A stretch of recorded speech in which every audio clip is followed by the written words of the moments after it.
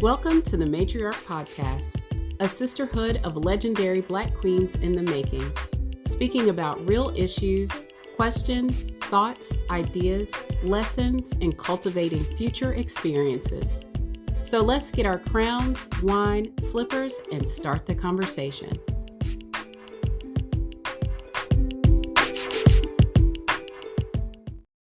Hello and welcome to the MatriArch Podcast. I am your host, Ashley Washington, and today we are talking about maternal health in a way that we have a solution in way of a problem, and that is through midwifery and other options, and just knowing what those options are. So here with us, we have Dr. J, formerly Janet A. Williams, and she is board certified nurse midwife. She earned her master's in midwifery at SUNY Downstate and later attended Wilkes University, where she earned her doctorate in nursing. She's practiced a full scope of midwifery in New York City Municipal Hospital for close to 2 decades. She is the CEO of Transitions Women's Health Consulting, LLC, the creator of Black Mothers Interrupted, a framework to educate healthcare and about recognizing bias in healthcare, specifically with Black mothers and or to-be mothers. So as a healthcare professional, she is going to give us the landscape and the appropriateness to help us disseminate bias in healthcare. So without further ado, we hope you enjoy this episode. Thanks for listening. Hello and welcome to the MatriArch Podcast. I am Ashley Washington and we are here with Dr. Janet A. Williams, aka Dr. J, and she is a breath of fresh air because we are going through what it is to be pregnant, after childbirth, during childbirth, and we really need to get to the nitty-gritty of what is actually happening, not only to us, our children, but just as a whole. So she is here to talk with us, and I just want to tell you guys about her. So our guest today, Dr. Janet A. Williams, a certified nurse midwife with over 20 years of experience. Dr. Williams is passionate about providing culturally congruent care to Black women and is the founder of Transitions Women's Health Consulting, dedicated to improving the health outcomes of Black women and their children. She is also the creator of the framework Black Mothers Interrupted, trademark, which aims to educate healthcare providers about recognizing bias and its impact on maternal delivery. So I just want to snap to you, Dr. J. Thank you so much for being here, being with us. We love the work that you are doing and the education that you are providing. We definitely need it. So thank you for being here. Thank you for having me, Ashley. This is a pleasure to be here.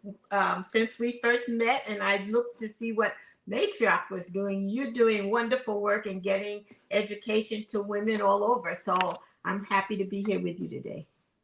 Well, thank you so much. So you sent over, I know the magazine isn't out quite yet, but you sent over some beautiful pictures of you and your family. And I have to ask, because we are a community and a village, just tell us a little bit about where you're from and your family so we get to know you a little bit personally.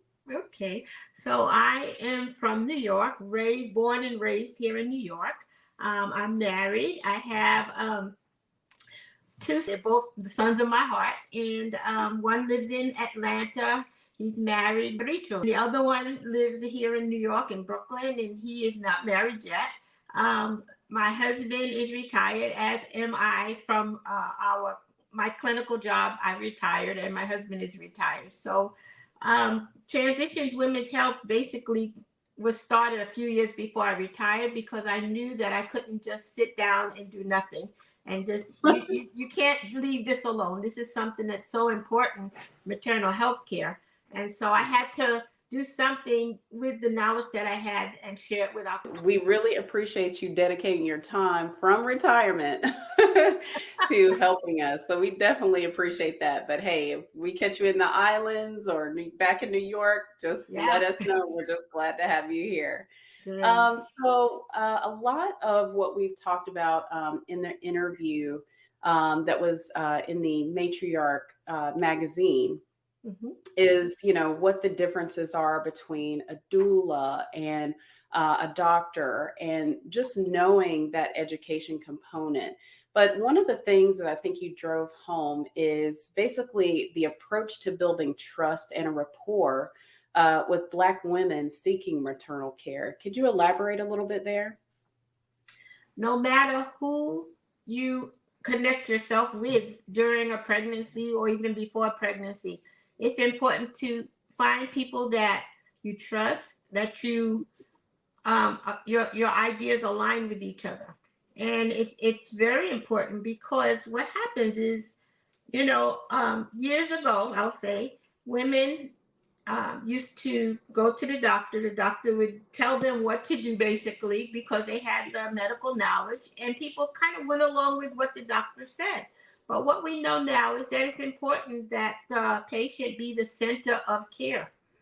And you need to understand your care. It's not enough to have someone else make decisions for you. You need to have the information that you need to make decisions for yourself.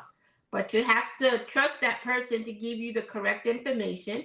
And I think that's the piece that was missing for so long. Women went to providers and they just kind of followed the leader, and that's part of the reason we might be in the shape we're in now, because we kind of went along and we didn't develop those relationships. It was just like a patriarchal kind of relationship. And now we know that we need to go in and we need to interview almost a doctor. We check out Mhm. when we're going on vacation. We look at the hotel ratings. We look when we're buying a car. We do all this research. But when we're going to find a provider, we don't do that. We kind of walk in the Right. office, say, "This is my insurance. Sit down," and and that's fine. But you need to have those conversations so that if you two mesh with each other. Is this someone that you can trust? Is this someone that listens to you? When you have a concern, do they take your concerns seriously? Do they answer your questions? Those kind of things. I love that. Number one, I love it because I have worked in healthcare and pharma, right?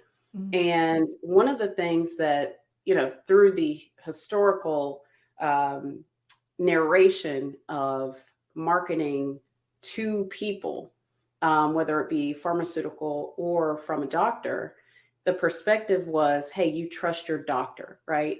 But the Mhm. trust that was advertised historically was you trust them more than your spouse, you trust them more than your preacher, your church, and things of that nature. And so you pointing that out, that hey, we've been led to have this narrative or advertise this narrative of, hey, I do trust my doctor more than, insert Mhm.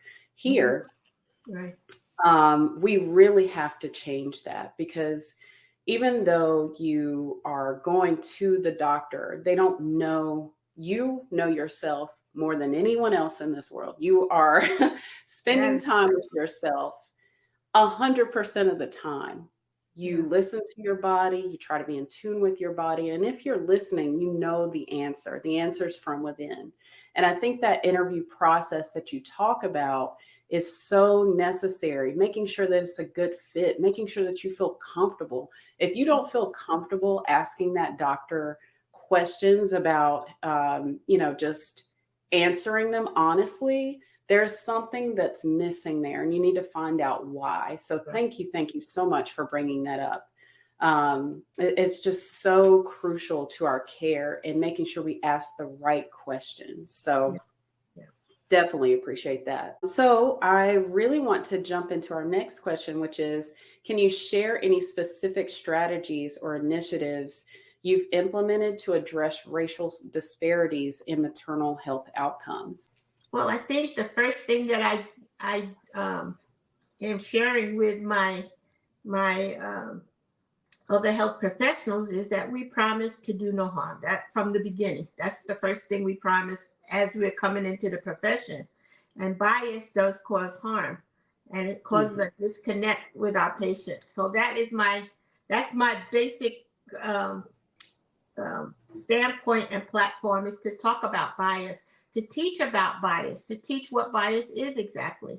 Over the years, I've heard the word a million times, and as you start to study it and as you start to talk about it, and then when you start to see how it affects different aspects of our life, bias and systemic racism, then you realize, okay, I can kind of see how this maternal health care is, how Black women are more susceptible to maternal mortality. You can see it because people don't understand who we are, where we are in our lives, what we need. If they don't understand that, and if they're putting us in a box, because bias puts us in the little boxes, it says this is a young Black teenage mom, this is a Black woman, this is, and if people put us in boxes and they're not seeing us as individuals, and that's the problem right there. Okay. And then we see that many women are complaining that they are not treated properly, they're not listened to. Again, you have to see each patient as an individual. That's the piece.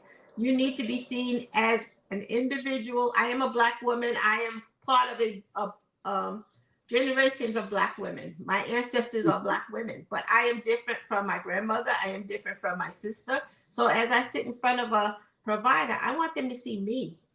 We don't all think exactly alike. And so you have to let that bias down. You have to say, I know what I know what I thought I knew as a group, but who is this person in front of me right now? And you have to get to know that person one-on-one.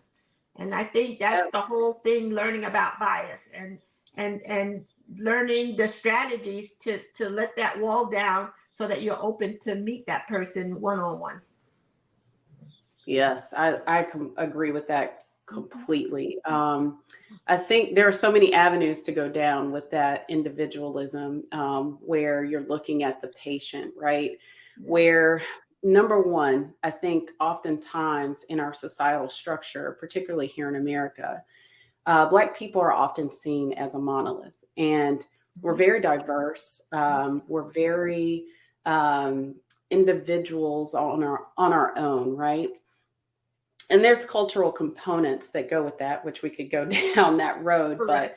But, the cultural aspect of, making sure that your voice is heard in a way, number one, in your household, culturally speaking, is something to I guess, say, yes, kudos to you for getting your voice out.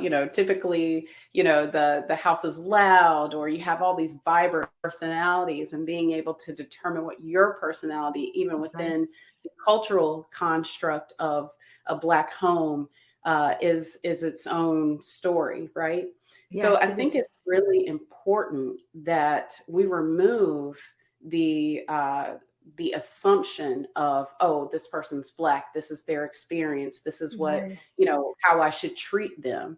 And getting them out of that box frame in which you were speaking about is going to be so, so crucial to the care. And making sure that the individual is seen. And I think about a book, right? When you go to the library, I don't know who goes to the library anymore, but back in the day when I went to the library, before you even picked up a book, you didn't know anything about it, right? And I know people are, definitely more in depth than a book, but I use that because of the old saying, don't judge a book by its cover. Correct. Can you pick it up and read it first? At least read the title, right? Which is the name. Yeah. And the author is, let's say that's their history or their chart or what have you. So if you were to address looking at individuals in the way that you would pick up a plain book, I think that approach would be just the start of healing, number one, and looking beyond those bias and boxes that you were just speaking about. So thank you so much for sharing that. That's a great analogy. I love that. You pick Okay. up the book. That's excellent. I like So going into, what you've encountered over your 20-year experience, I really want to talk about what are some common challenges that you've encountered in advocating for Black women's reproductive health rights and how you overcome them if you are in that particular situation. I think that as a professional, I have to go back a little bit. As a professional, in my years, I've been a midwife for 20 years, but I was a nurse before that. And Mm-hmm. what I think really opened my eyes into seeing how we should connect with our patients is when I went into home care. I always Mm-hmm. connected with my patients in the hospital, but I did it coming out of school in a very rigid hospital policy, complex healthcare system. And that's how Mm-hmm. we learned, in nursing school. We went through, you go through nursing school, you pass your boards, and you go into a hospital setting or a clinical setting where there are all of these procedures and policies and that sort of thing. And you kind of just fit in, you know what I'm saying? Mm-hmm. But when I went into home care, I think that's when I finally, my eyes were really opened to the opportunity to connect with my patients and their families. And I was able to give them care differently at home. I didn't have the constraints of all of those policies and procedures. We still had policies as far as different procedures that we did at home, but the time that I had to spend with them, Mm-hmm. actually seeing them in their own environment, you see the power that they have there. You see the resilience that family members have. You see how they come together. Who's the strong person? Who's the support system? How does this person interact with the family? You don't see that in the hospital often because, Right. first of all, you have constraints on how many people can even visit that person, and they're Mm-hmm. in and out in an hour or 2 hours. And so you really don't get to see that piece of it. And when I went into home care, I really got to see that. And I really was able to do education where I was teaching them about their health and about their treatments that they needed to stay healthy or to get healthy, and watch them support people who were from birth all the way to the dying phase. And it was amazing to see the strength that families and patients have. And we assume a lot about our patients, what's best for them. But when you really stop and get to know them and get to listen to them, a lot of times we are not what we think they need, or we think they want is not even what they want. Yes. So once you really connect, then you start to hear what is their plan for their life.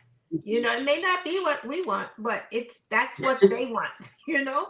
And Mm-hmm. so that whole journey into home care really opened my eyes as far as we need to make sure that that patient is always the center of care. And the only way that they can make informed decisions is we really have to give them the information that they need to make an informed decision.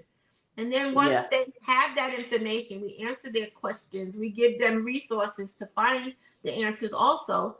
When they make a decision, then we have to respect that decision. You know what I'm saying? And that's That's very very hard for true. health professionals is to, if someone goes against what you think is best, but you have to give them information to make that decision. Wow. That's a very powerful experience. I'm just thinking about how the approach of going almost from I don't want to say sterile environment of a Right. Okay. hospital, Yeah. but it is that. And sterile being, more than germs and bacteria, sterile being, you not only are seeing this individual in home care, but you're seeing the family support and structure in Right. which they had Yeah. and or have. And I think something that you brought up that's really, really important is we're not here to be by ourselves, right? God did not make us That's right. as individuals. We come from two people. And, through that process, we are strung through generations and ancestors.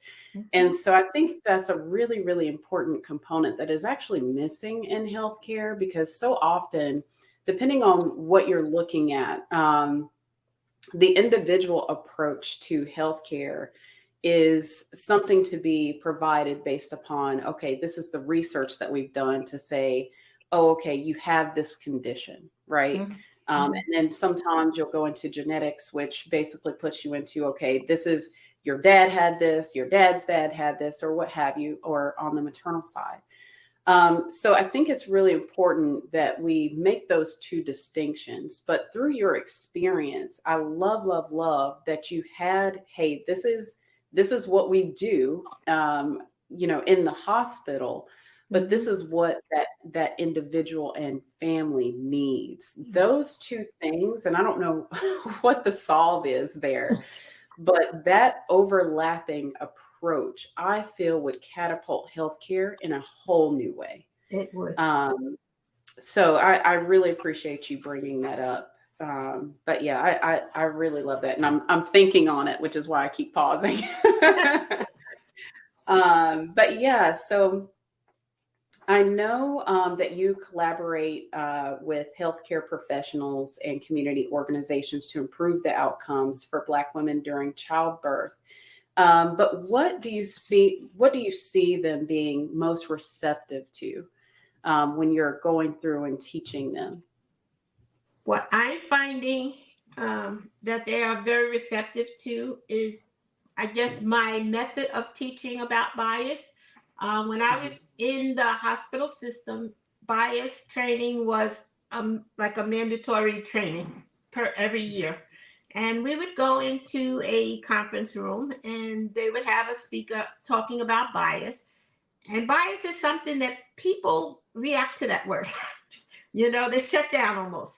And what I would notice is people would come in, sign the attendance sheet, sit down, and basically they would, pick up their messages on their phone for the next hour. And they would leave and they would get their credit for the year and they would go on about their life because they didn't identify that they have biases. Everybody wants to say, not me, I'm not biased, I'm not racist, I'm not these things. As soon as you say those words, everybody wants to back up and say, that's not me. But we're all biased. And so the way that I start my training is I talk about myself. So if your speaker gets up and says, this is what happened to somebody, and that was me. And they're like, oh my goodness, And there were times when I was younger that I can look back now and say, that was bias. I didn't know the word for it at the time. I didn't know the word for it at the time, but that's what it was. And once you can admit that you have biases and explain what bias is and how it comes into play, implicit bias is unconscious, unconscious bias. It's a thought that forms so fast that you didn't even realize that you thought about it. It just is. You know what I'm saying? And so I do. There's a way to just stop that reaction and realize that thought that I just had was not that. I didn't think that through. That was an automatic thought. I need to stop. I need to back up, take a breath, and then go on from that. Once you do that, you can change your mind. You don't have to go with that first thought. And that's kind of what I teach when I'm teaching my Black Mothers Interrupted course and my Recognizing Bias course. I teach people how to, first of all, what it is, in what ways do you see bias? We see bias every day and we don't even recognize what it looks like. Yes. We see it in the hospital. We see it when we're doing board reports. We see it when a woman walks into a doctor's office. We see it, and even it's not just in the healthcare field. We're biased every day of our life, all the time, almost. So it's just something that not only health professionals need, all of us need. When people say doctors and they put all doctors in one category, or all doulas in one category, or anybody in a category, we're all doing the same thing. So we all need to understand what bias is and learn how to control that. So that goes both sides, from the patients to the providers, So that's what I'm finding. So just sharing that information with everyone. And I'm always correcting people all the time. Okay, not everybody, there's nothing that's all or nothing. You know what I'm saying? When people put people into groups, like by age, by race, by height, by, there's so many ways we can group people together. And that initial thought again, but you have to do one-on-one. Like, who is this person that's sitting in front of me? You hear people say, this is when you hear people say, oh, I have a friend that's Black. My best friend is Black. What does that mean? What does that Yes, mean? You know what I'm saying? You yes, group in I everybody else, do. but this person's different, you're saying. Because you got to know this person. If you would sit and talk to other people, you would get to know them also. 100%. Yeah. Yeah, and I love that you say that because I definitely think that um, having people realize that they do it too Yes.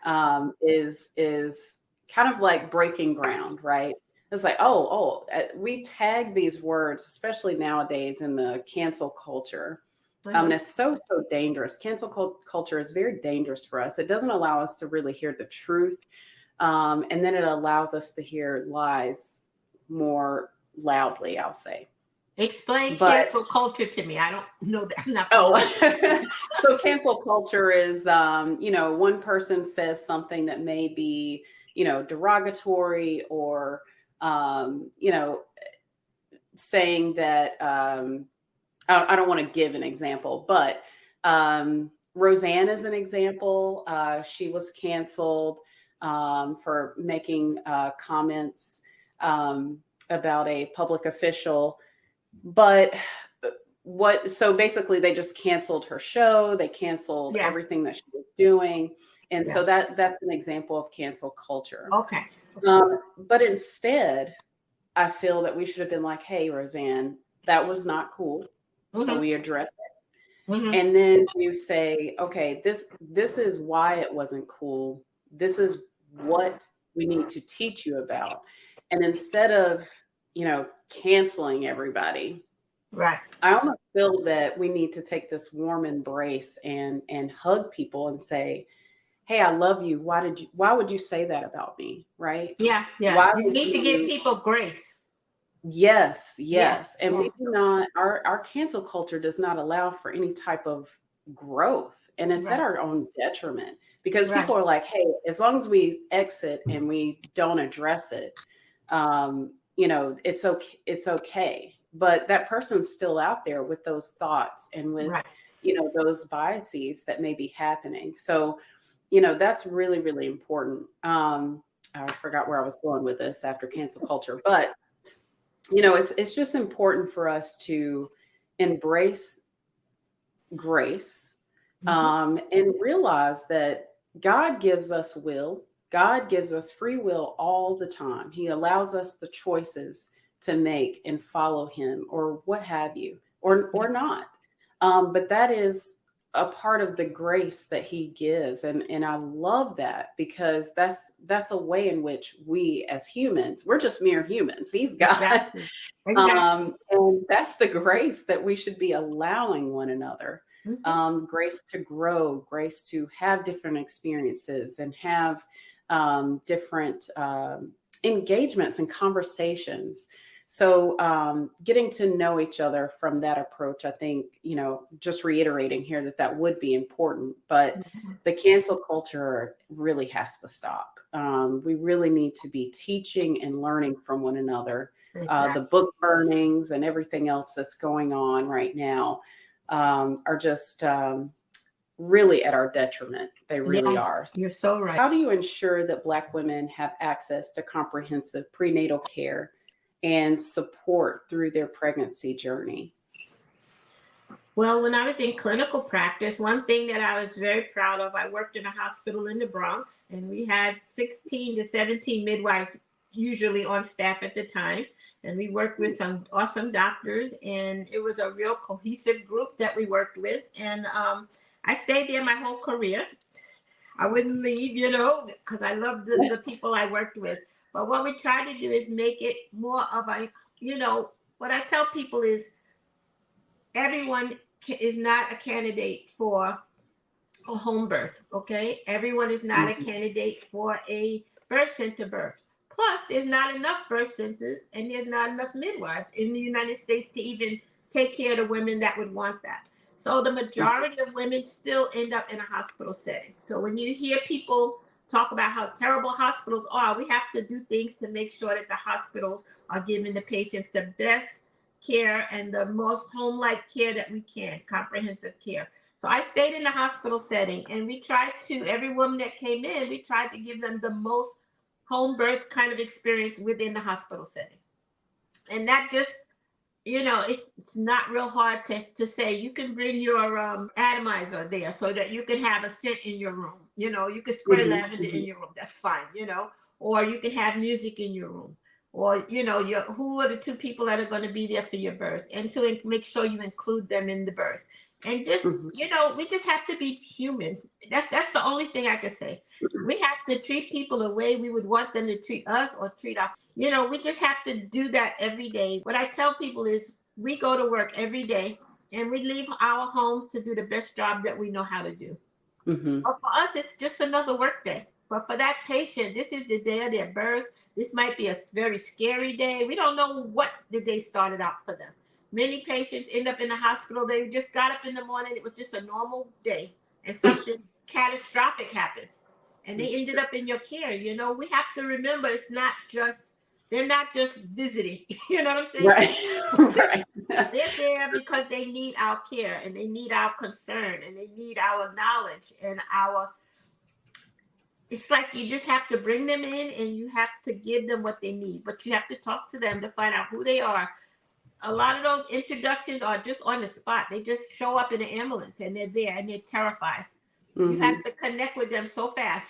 Okay, introduce yourself, tell them who you are, what can you do for them, what are their needs, what are they feeling, what's happening. You have to keep them so involved in that they feel comfortable and taken care of.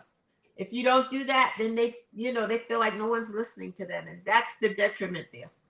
Yes, 100%. And that, listening is a key element. Oh, absolutely. That I would definitely say, just from us talking and having this conversation, the Hmm. listening and the breaking of barriers to get to know that individual is so, so important.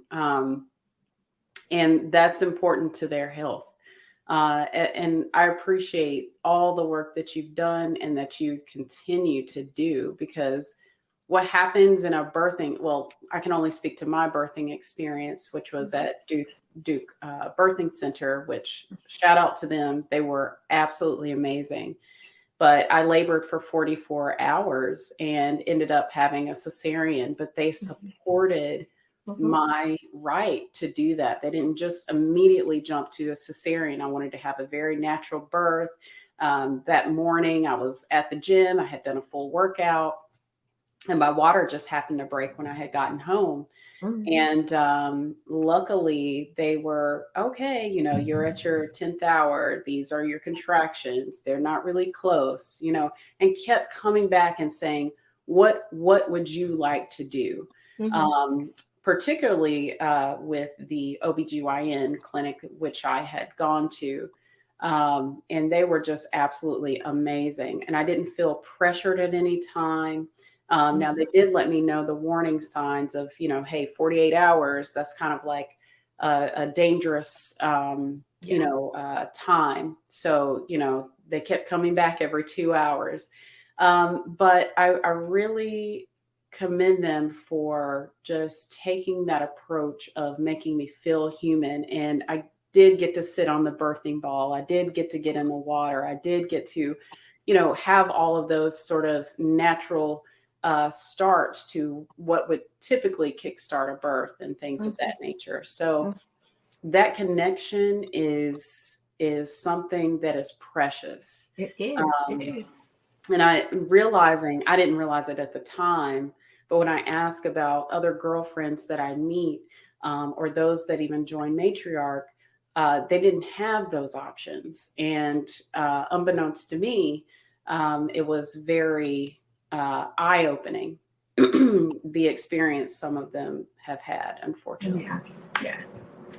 Your memory of your birth, that is such a, that's a memory that women carry forever and ever. That's Mhm. our birth, the day that we gave birth. That's such a memory, and we want it to be with joy, no matter how you birthed the baby, whether you had a vaginal birth or a cesarean birth, it doesn't matter. It's the memory of that whole experience of bringing your child forth. And it's so important that you have warm, joyful kind of memories about that, you know? So that's what we should be striving to have women experience.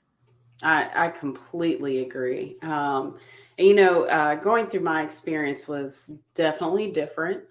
As you know, my oldest child was diagnosed with cancer later on, but we didn't get out of the hospital for 6 more days because she actually had heart murmurs. So she had an ASD and VSD, upper and lower murmurs in the ventricles of the heart. But it's very, thank you for saying that, because that care just, it stays with you. Like, had we taken her home, I don't know if she would have survived. You know what I mean?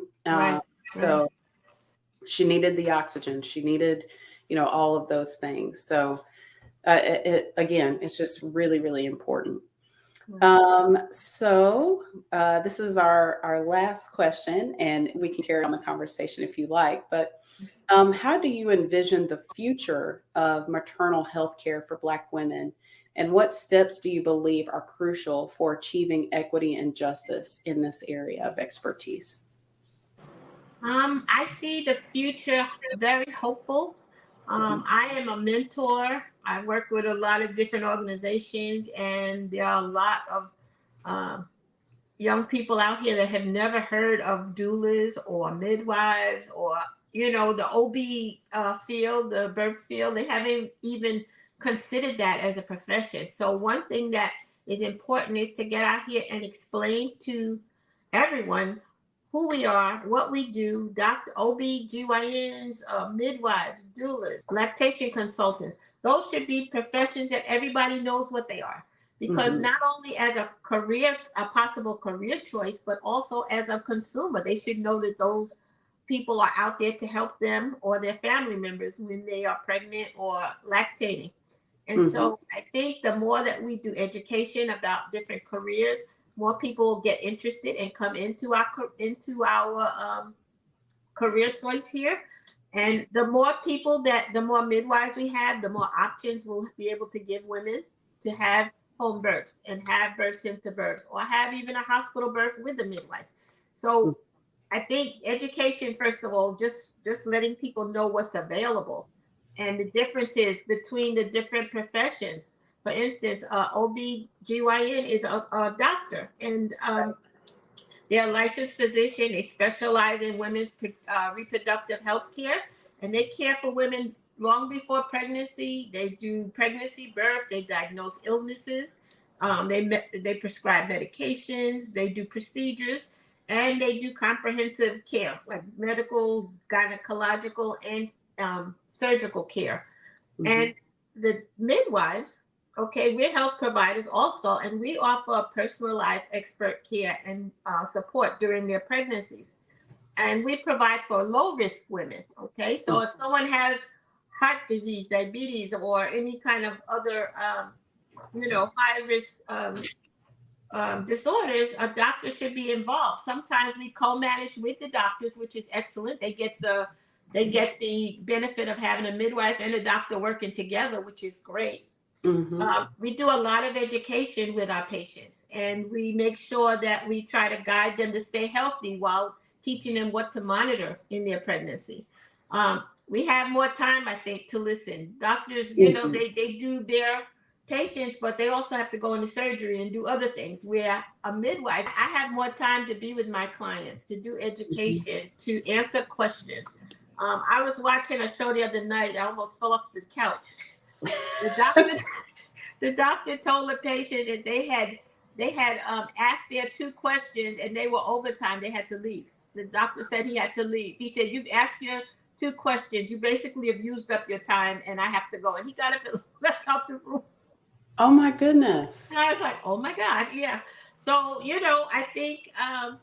Wow. Yeah. So midwives, we provide routine GYN care. We also do primary care. This is for certified nurse midwives and certified midwives. We can diagnose, we can prescribe medications, and we do preconception care. We do contraception, So we take care of patients from the time they hit puberty all the way through menopause. So that's a nice, I loved it because I had patients that I had for like some of them almost 20 years. Like I had them from the time they were like teenagers and they went through everything with us and then ended up delivering. I delivered 2 and 3 babies for the same Wow. so that's wonderful because I really got to know them, their families. I know the kids, you know.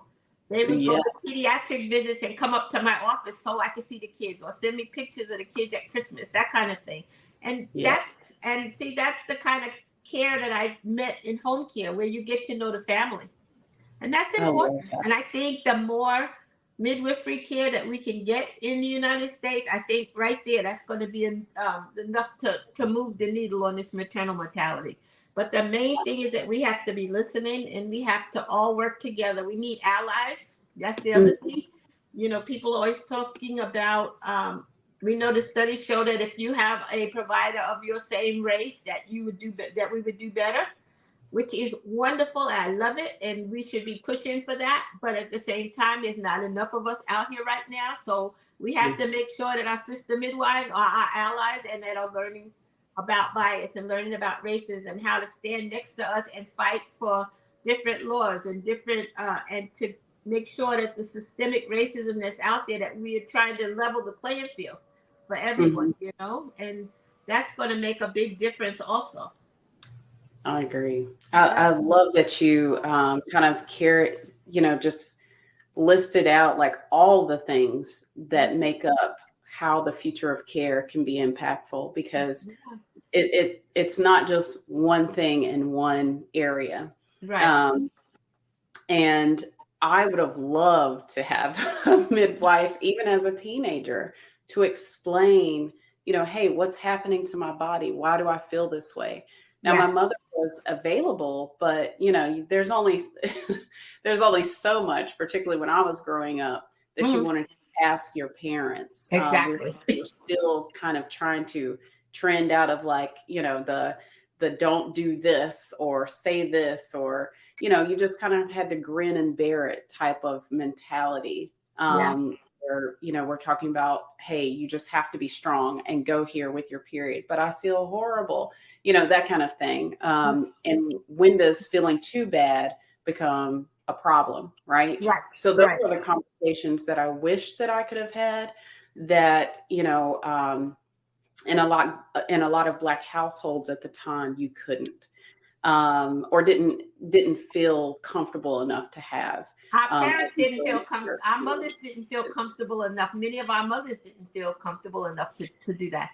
My mother had a book that she had brought in the house, and she gave it to me, and she said, we're going to review this together. But she never quite came back to review it with me, and I kind of looked at it and put it to the side. But I was young, and I guess she thought she had quite a time to do it. And I ended up getting my menses like before we had to talk. And it was terrifying because I wasn't home when it happened, and we really had never, talked about it. I had many parents bring their children to us so that we could explain what menses are and to tell them, because they were like, Janet, I don't know how to explain this. And so they came in and with their daughters, and we talked about it, the three of us, and that was awesome. So from the beginning of her womanhood, she had a midwife in her corner. And I was someone that she could pick up the phone and call and ask a question if she had a question, the mother or the daughter. Love that. Yeah. Love that. And, just knowing that care is there from the very beginning, before they even start their menstrual cycle, just explaining what that is. Yeah. That education, knowledge allows for comfort, allows you to not be shocked or, any of those things. So thank you so much for sharing. That's an option, right? A lot of people just do not know that. They assume, hey, here's a doctor, that's it. And our doctors, like you said earlier, are just overwhelmed. God forbid they get to the point to where they're only asking 2 questions. But at the same time, we definitely have to make sure that our healthcare is well-rounded and we're not putting all of our eggs into one basket. So thank you. Well, thank you so much, Dr. J. We love having you. This is not the last time, I hope. I hope not. Because you are just a God-given richness to us, and your gold is ever bountiful. So thank you so much for sharing all that you know, all that you are and have done in your profession and continue to do. So thank you so much, Dr. J. You're welcome. You're welcome. It's great to be here.